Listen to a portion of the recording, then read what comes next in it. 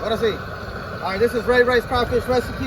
I put in 8 gallons of orange juice, 12 ounces of the liquid boil, 2.5 bags of the crawfish powder, 2 bags of this garlic booster, 6 of these pouches of Zatarans, whole thing of garlic powder.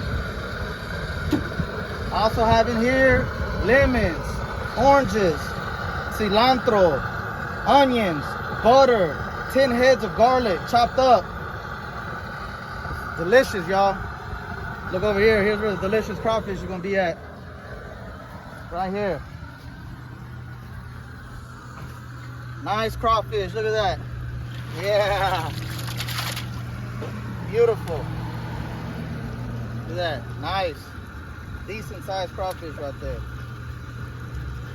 Gotta give them a little bath.